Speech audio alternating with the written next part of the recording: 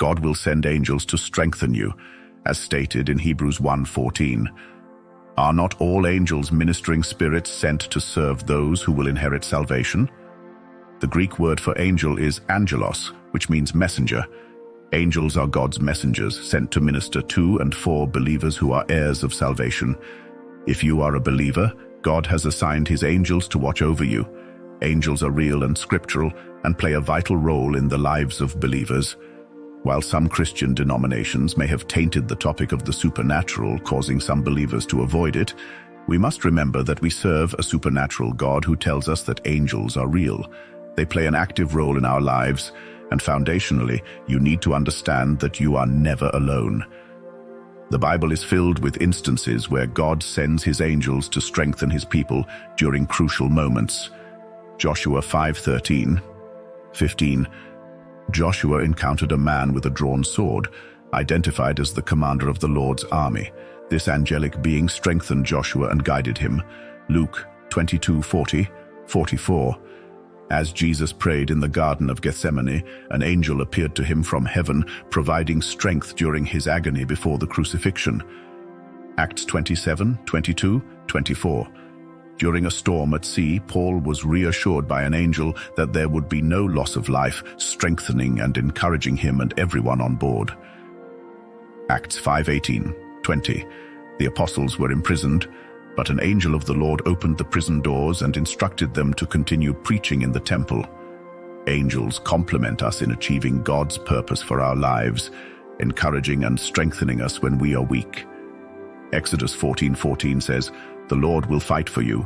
You need only to be still." God has countless resources, including an innumerable number of angels, to deliver you from any situation. God is a caring Father, actively interested in your life. Get rid of the notion that God doesn't care about you or that you are a second-class citizen in his eyes. He cares deeply about you and is involved in your life. It's important to know that God sometimes allows us to go through difficult situations, but he always provides the strength to overcome them. For example, God did not remove the cup of suffering from Jesus, but strengthened him to endure it. We are given the grace to meet every difficulty God allows us to face. Sometimes God removes us from situations, and other times he strengthens us to endure them. Many of us may have been strengthened by angels without knowing it. Angels might have been present as you sat by a loved one's bedside or as you faced life storms.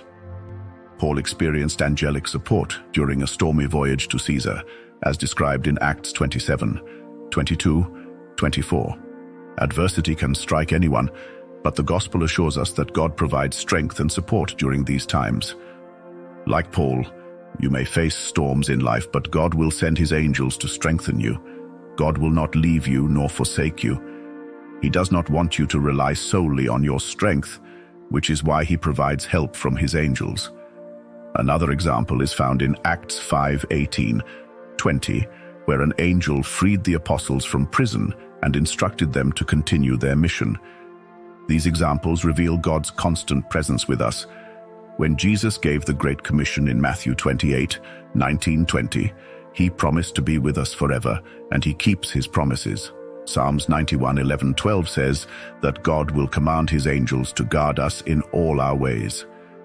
We must remember that angels are not to be worshipped or prayed to. Only God deserves our praise. Idolizing angels is misguided, as we do not need any intermediaries to pray to God. Our high priest and mediator is Jesus Christ.